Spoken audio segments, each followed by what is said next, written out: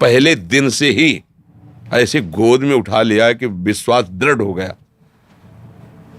संत प्रेमानंद जी ढोंगी हैं या एक संत, आइए जानते हैं आज की इस वीडियो में। संत प्रेमानंद जी, जिनके बारे में आज शायद भारत का हर बच्चा जानता है और उनके पास जाकर हर कोई ना कोई सवाल लेके जाता है और उसका उत्तर पाता है। लेकिन क्या ये सफर एक ही दिन में तय हुआ? जी नहीं। आइए जानते हैं पूरी इस कहानी के बारे में। संत प्रेमानंद जी केवल 13 साल के थे जब उनके मन में एक बात आई कि मुझे भगवान से मिलना है। भगवान से मिलने के लिए वे घर में भजन तो करते थे, लेकिन घर में भजन उस तरह से नहीं हो पा रहा था। तो संत प्रेमानंद जी ने सोचा कि मैं ये घर का त्याग कर देता हूँ। 13 साल की उम्र में रात के अंधेरे में उन्होंने घर का त्याग कर दिया। घर का त्याग करना इतना आसान नहीं था। कुछ ही दूरी पर जाने पर उनको माँ की याद सताने लगी। माँ तो घर में बहुत अच्छे अच्छे पकवान बनाकर खिलाती थी, लेकिन बाहर कौन पूछने वाले था। लेकिन उसी समय एक मंदिर के बाहर वो जाकर बैठ गए। मंदिर के बाहर बैठते ही एक व्यक्ति आता है दही का कटोरा लेकर। उस व्यक्ति ने कहा कि यहाँ एक संत बैठते हैं, वो कहाँ है? तो संत प्रेमानंद जी ने कहा मुझे तो नहीं पता। तो उन्होंने कहा कि मैं ये दही का कटोरा उनके लिए लाया था, लो ये तुम ही ले लो। कहते मैं कैसे ले सकता हूँ? कहते एक ही बात है, ये आप ले लो, अगर वो होते तो वो ले लेते। तो संत प्रेमानंद जी ने उसी समय उस दही के कटोरे को पी लिया। दही लेने के बाद उनके मन में ख्याल आया कि भगवान मेरा इस सृष्टि में कितना ध्यान रखते हैं। क्या भगवान मुझे अकेला छोड़ेंगे? अभी तो मैं घर से निकला ही हूँ कि खाने का इंतजाम हो गया, तो धीरे धीरे रहना रूहना शायद हर चीज का इंतजाम हो जाए। 13 साल का बच्चा, खेलने कूदने की उम्र, लेकिन घर को छोड़ चुका था। ये एक ईश्वर की कृपा ही थी, या ये कृपा थी उस छोटे से 13 साल के बच्चे को संत प्रेमानंद बनाने के लिए होने वाली तपस्या की। अब संत प्रेमानंद जी साधुओं के बीच बैठते, कीर्तन सुनते, कीर्तन करते, कहीं कोई साधुओं की टोली मिलती तो उसी के साथ चल पड़ते। धीरे धीरे उनका ध्यान शिव भक्ति में लगने लगा। शिव भक्ति में, काशी में एक समय में वो इतने लीन हो गए कि मंदिर के बाहर बैठ के घंटों घंटों तपस्या किया करते थे। धूप बारिश किसी का कोई प्रभाव नहीं था। उनके मन में तलब थी तो सिर्फ एक ही चीज की, शिव से मिलने की।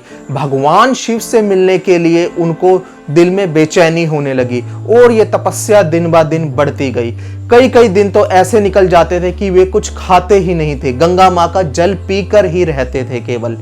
लेकिन वो गंगा माँ का जल पीकर रह रहे थे, उसमें केवल उनकी अपनी ही जिद थी कि मुझे भगवान शिव के साक्षात्कार दर्शन करने हैं। उसी समय वहां से एक साधु निकल रहा था। उन साधु ने उनसे कहा कि तुम हट छोड़ दो और जाकर बाहर एक भंडारा चल रहा है, भंडारा खाओ। भगवान शिव ऐसे नहीं मिलेंगे, इस जिद से तो नहीं मिलेंगे बिल्कुल भी। लेकिन प्रेमानंद जी, जो कि भगवान शिव को पाना ही चाहते थे, उन्होंने उसकी बातों पर बिल्कुल भी ध्यान नहीं दिया। वे लगातार भगवान शिव की तपस्या में डूबते रहे। दिनों दिन महीने बीतते गए। तो महीनों के बाद एक संत वेश में एक साधु आता है जिसके सिर पर जटाएं हैं, हाथ में छोटा सा त्रिशूल है, गले में रुद्राक्ष की माला है। ये और कोई नहीं थे, भगवान शिव थे। संत प्रेमानंद जी ने इन्हें पहचान लिया और उनके पैर पकड़ लिए। उनका पैर पकड़ते ही उनको ऐसे लगा कि मानो कि मैंने कई दिव्य लोकों के दर्शन एक साथ कर लिए हो। भगवान शिव ने उनको उठाया और कुछ समय बाद भगवान शिव वहां से विलुप्त हो गए। ये कथा थी उनकी भगवान शिव से मिलने की। इसके बाद संत प्रेमानंद जी और भक्ति में डूबते गए। लेकिन एक दिन एकाएक बैठे ही उनके मन में आया कि मैं वृंदावन चलता हूँ। वृंदावन जाने के लिए उनके पास ना पैसे थे, ना ही टिकट का किराया। वे किसी बस में बैठ गए, किसी ट्रेन में बैठ गए और जैसे तैसे वृंदावन पहुंचे। वृंदावन पहुंच तो गए, लेकिन ये तो एक अंत नहीं, एक ये फिर से एक शुरुआत पे पहली सीढ़ी पे वे खड़े थे। वृंदावन आते ही उनको राधे माँ से इतना प्यार हो गया कि वे हर समय राधा राधा राधा राधा नाम जपने लगे। वे घंटों मंदिरों के बाहर बैठे रहते थे, भगवान की आरती कीर्तन, साधु संतों के मुंह से राधा नाम कृष्ण नाम यही सुनते थे। अब यही उनकी दिनचर्या हो गई, लेकिन रहने का कोई ठिकाना नहीं था। एक दिन वे एक मंदिर में बैठे हुए थे, तो उनके मन में आया कि मैं वापस चला जाता हूँ, यहाँ तो मेरे रहने तक का ठिकाना नहीं है, यहाँ तो सड़कों पे सोना पड़ता है। तो बैठे बैठे ही उनके मन में ये ख्याल आ रहा था, उनकी आंखें भर आई। उनकी आंखें भरते ही जैसे ही एक छोटी कन्या उनके सामने आ गई और उनके आसपास घूमने लगी और उन्हें कहने लगी, क्या बाबा तू वापस चला जाएगा, क्या बाबा तू वापस चला जाएगा। संत प्रेमानंद जी ने उनकी तरफ ज़्यादा ध्यान नहीं दिया, लेकिन कुछ ही देर बाद जब वो लड़की चली गई तो उनको एकदम से याद आया कि ये बच्ची कौन थी। उन्होंने आसपास के पड़ोसियों से भी पूछा कि ये छोटी सी कन्या आई थी वो कौन थी। उन्होंने कहा कि बाबा हमारे यहाँ तो कोई बच्चा ही नहीं है इतना छोटा। तो संत प्रेमानंद जी को यहाँ पर साक्षात्कार राधे माँ ने दर्शन दिए और राधे माँ ने उन्हें संकेत दिया कि तुझे अब वृंदावन में ही रहना है। बस उसके बाहर आने की देर थी। कुछ ही समय बाद एक आश्रम में उन्हें स्थान मिल गया। आश्रम में स्थान मिलने के बाद वे दिन रात भक्ति करने लगे, राधे माँ का नाम दिन रात लेने लगे, राधे राधे राधे कृष्ण कृष्ण कृष्ण। और ये भक्ति उनकी दिन बाद दिन बढ़ती गई। इसी के साथ ही अब कुछ लोग उनको वृंदावन में जानने भी लगे थे, लेकिन होनी को शायद कुछ और ही मंजूर था। एक दिन उनकी किडनी में अचानक से दर्द हुआ। अब जब डॉक्टरों से जांच करवाई गई तो पता चला कि दोनों की दोनों किडनियां फेल हैं और वे कुछ ही समय तक बचेंगे। और इसके साथ ही वे जैसे ही आश्रम में आते हैं तो आश्रम में उनसे कह दिया जाता है कि ये आश्रम खाली कर दो, आप यहाँ पर पड़े नहीं रह सकते। इसके साथ ही प्रेमानंद जी को आवेश आता है। उन्होंने उनसे हाथ जोड़कर प्रार्थना करने की बजाय वो जगह खाली करना ही उचित समझा। उन्होंने वहां से अपना सारा का सारा सामान उठाया और मंदिर से बाहर की ओर निकल गए। आश्रम से बाहर निकलते हुए, मंदिर से बाहर निकलते हुए उनके मन में एक ही ख्याल था, अब आगे क्या होगा। लेकिन मुंह में उनके राधा नाम हमेशा ही चल रहा था। अचानक से उनको एक संत मिले और उन्होंने कहा कि बाबा मेरे यहाँ एक छोटी सी कुटिया खाली है, आप चलोगे क्या। तो संत प्रेमानंद जी उनके साथ में चले गए और उस कुटिया में जाकर वह फिर से राधा नाम लेने लगे। संत प्रेमानंद जी बताते हैं कि वो कई रातों को तो ऐसे सोते थे जैसे वो सुबह उठेंगे ही नहीं। उनको लगता था शायद मेरा जीवन अब ज्यादा बचा ही नहीं है। लेकिन कुछ समय के बाद ही उन्हें एहसास हुआ इसमें भी भगवान की मर्जी है और भगवान मेरा कोई पिछले करोड़ों जन्मों का कोई पाप ही होगा जो वो इस समय काट रहे हैं। इसी के साथ ही उनका राधा नाम जपने का और भी सिमरन बढ़ गया दिन ब दिन। राधा नाम तो वो ले ही रहे थे और इसी के साथ ही उन्होंने अपनी दोनों किडनियों को नाम दिया, एक को राधा एक को कृष्ण। डायलिसिस भी यहाँ साथ के साथ हो रहा था।